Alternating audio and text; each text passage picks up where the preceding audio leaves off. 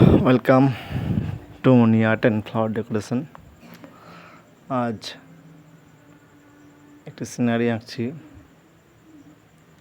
নদীর ধারে এক মহিলা বাচ্চা কোলে নদীর ধারে দাঁড়িয়ে আছে, এরকম একটা সিনারি। স্ক্রিনে দেখতে পাচ্ছেন অপ্সরা 6B রুল দিয়ে আউটলাইনটা করছি। এক মহিলা দাঁড়িয়ে আছে বাচ্চা কোলে, এরকম একটা আউটলাইন। খুব ইজি একটা আউটলাইন। যারা নতুন চ্যানেল, তাদেরকে আমার চ্যানেলে স্বাগতম। আর যারা আমার সঙ্গে যুক্ত আছেন তাদেরকে অসংখ্য ধন্যবাদ সঙ্গে থাকার জন্য। দেখতে পেলেন ফিগারটা গোটাই কমপ্লিট করে ফেলেছি।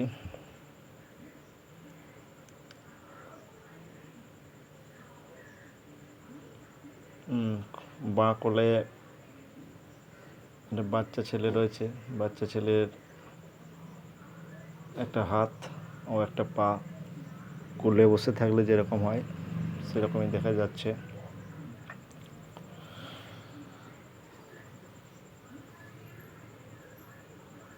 এই চ্যানেলে আমি চেষ্টা করি কিছু শেখাবার। যারা এই লাইনের জন্য তৈরি হচ্ছ বা যারা ছোট শিখছ, তাদের কাছে অনেক গুরুত্বপূর্ণ হবে। একটু ফলো করলে বুঝতে পারবে কীভাবে আঁকছি। যারা শিখছো তাদের বিশেষ ভূমিকা বহন করবে চ্যানেলটা। দূরে গাছগুলো করে নিলাম। দূরে দুটো গাছ, তাল গাছ খেজুর গাছ যাই বলো না কেন, দাঁড়িয়ে আছে। এটা মাঝে জল, এটা নদীর ওই পার।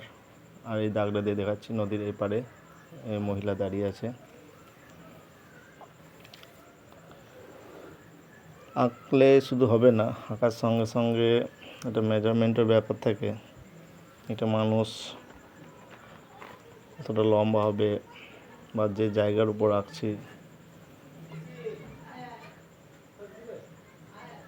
তার উপর ডিপেন্ড করবে।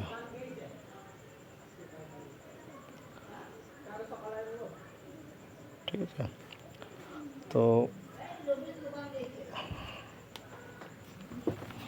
জানো আমি রং করার আগে একটা ইয়েলো টাচ করি। এই ছবিটাতেও তাই করছি। আর একটা কথা বলে রাখি, ব্যাকগ্রাউন্ডের কাজ সবসময় আগে করতে হয়, তাই ব্যাকগ্রাউন্ডের কাজটা আগে করে নিচ্ছি, আকাশটা আগে করে নিচ্ছি। কারণটা কি, ব্যাকগ্রাউন্ডের কাজটা আগে না করলে, আগে রং না ভরলে, যদি প্রথমেই এই রংটা করে ফেলি তাহলে যখন ব্যাকগ্রাউন্ডে রং করবো তখন আমার হাতের স্পর্শে রঙগুলো সব ছড়িয়ে যাবে। একটা কালারের সঙ্গে আরেকটা কালার মিশে অন্য একটা কালার সৃষ্টি করে ফেলবে। এগুলোটার পর লাইট ব্লু দিয়ে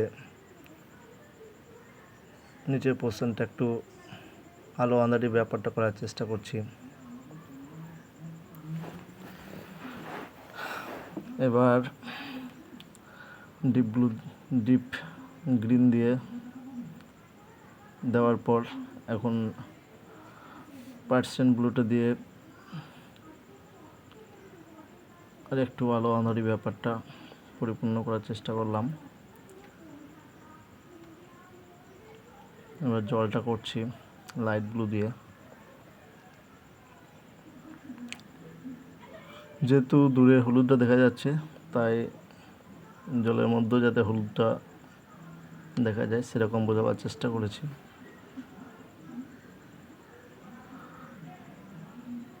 আবারও বলি, যারা চ্যানেলে নতুন তাদের অবশ্যই রিকোয়েস্ট করব চ্যানেলটাকে অবশ্যই সাবস্ক্রাইব করবে। লাইক, কমেন্ট, শেয়ার অবশ্যই করবে।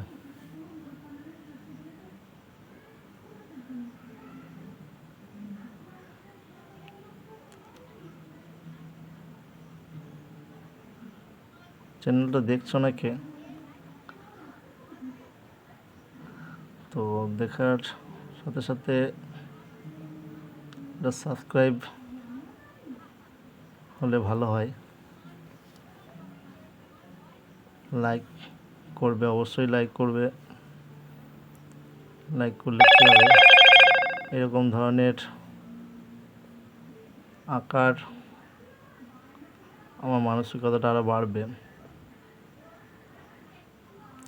আর আমি যে সম্পূর্ণ শিখে গেছি সেরকম ব্যাপারটা না। আমার মধ্যে যদি কোনো ভুল ত্রুটি থাকে অবশ্যই কমেন্টে জানাবে, আমিও তোমাদের কাছে কিছু শিখতে পারবো। জলটা কমপ্লিট করে ফেললাম।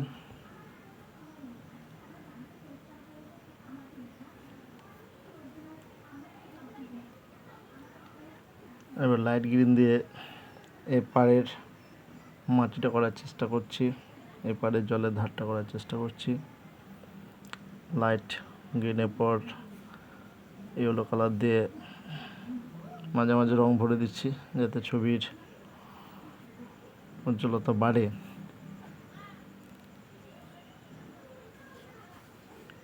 ঠিক আছে,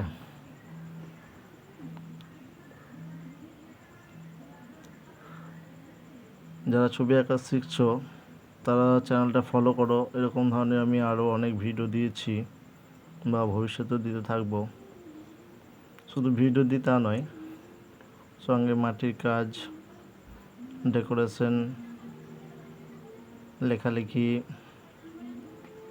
যখন যেটা সময় পাই সেই ভিডিওটা দেওয়ারই চেষ্টা করি। খুব বড় চ্যানেল না, ছোটো চ্যানেল, তার মধ্যে থেকেও যদি তোমরা কিছুটা উপকৃত হও সেই চেষ্টাই করি।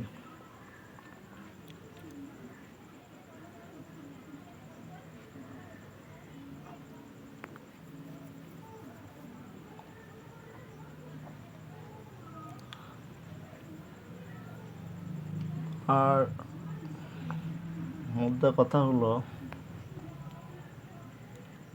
আঁকতে হবে, প্র্যাকটিস করতে হবে। যারা শিখছো নতুন, প্র্যাকটিসের উপর টোটাল আঁকাটাই ডিপেন্ড করে।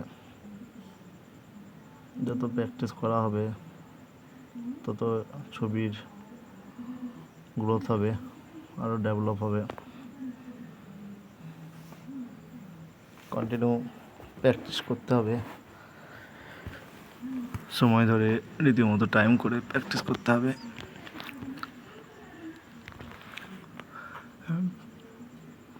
পিচ কালার দিয়ে মানুষের গায়ের রঙটা ভরে দিলাম, বাচ্চাটার মুখ, হাত, পা,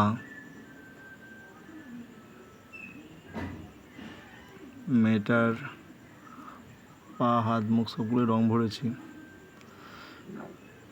এবার শাড়িটাকে ইয়েলো গোটায় শেডিং দিচ্ছি, ইয়েলো টাচ করছি। ইয়েলো টাচ করার পর রেড কালার দিয়ে আমি আলো আঁধারি ব্যাপারটা বোঝাবার চেষ্টা করব। এবার রেড কালার দিয়ে যেগুলো শ্যাডো পড়ছে বা অন্ধকার বোঝাবার চেষ্টা করছি সেগুলো রেড কালার দিয়ে সেরে ফেলব। রঙগুলো ভরার পর, এই যে লাল রঙটা ভরার পর এটা আঙুলের স্পর্শে ঘর্ষণ করে দিলে রঙটা ম্যাচিং হয়ে যাবে। হলুদের সঙ্গে লালটা একটা ভালো মিশ্রণ হবে।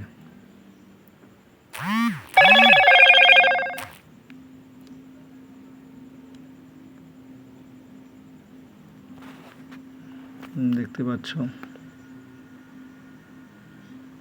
তারপর লাল লম্বা লম্বা টেনে শার্টিং করে দিয়েছি। শাড়ি যে শুধু হলুদ হবে তা কোনো ব্যাপার না, যেমন করতে পারবে। হ্যাঁ, এটা একটা মডেলিং করে দিলাম দাগ দেওয়া। ব্লু কালার দিয়ে শাড়ির পাড়গুলো করলাম। আর ব্লাউজটা করার সময় যেগুলো আলো পড়ছে সে জায়গাগুলো লাইট পিঙ্ক দিয়েছি, আর তারপর রোজ পিঙ্ক দিয়ে, তারপর ভায়োলেট দিয়ে আলো আন্দারি ব্যাপারটা এনেছি।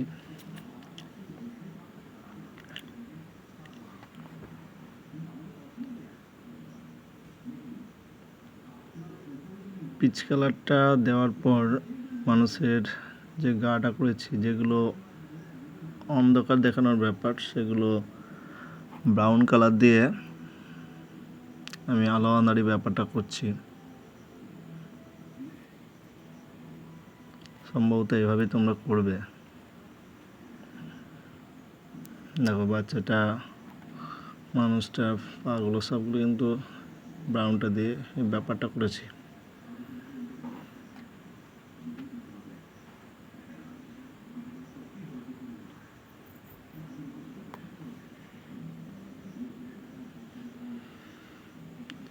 চুলটা করার সময় মাথার উপর দিকটা ডার্ক ব্রাউন দিলাম, আর বাকি যেগুলো আলো আঁধারি ব্যাপারটা করছি সেটা ব্ল্যাক দিয়ে তার সঙ্গে ঘর্ষণ করে দিলাম। তাহলে আলো আঁধারি ব্যাপারটা চলে এলো, ছবিটা প্রবিনেট হলো।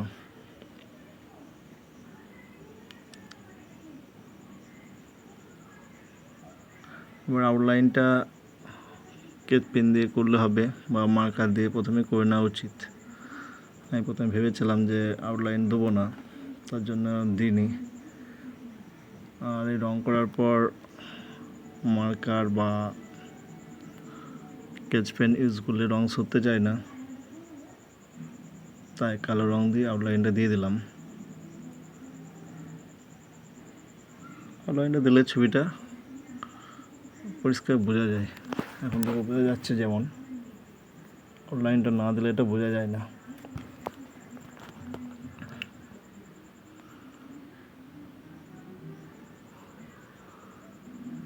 আবার বলি, যারা নতুন আছো বা যে যেখান থেকে দেখছো, সাবস্ক্রাইব অবশ্যই একটা করবে।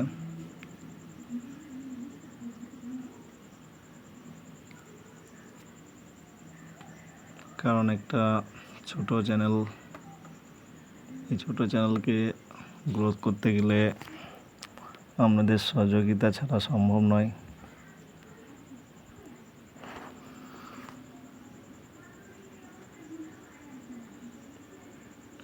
জলে একটু পিচ কালার ঘষে দিলাম। এবার দূরে যে তাল গাছগুলো আছে তাদের হলুদ টাচ করে একটু লাইট ডিপ গ্রিন টাচ করে দিলাম কালো দিয়ে, তাদের কাণ্ডটা করে দিলাম। জলে শ্যাডোটা পড়ছে সেটা কালো দিয়ে বুঝালাম। জল তো সবসময় নড়ছে, তার জন্যে দাগগুলো একটু এলোমেলোভাবে টেনে দিলাম।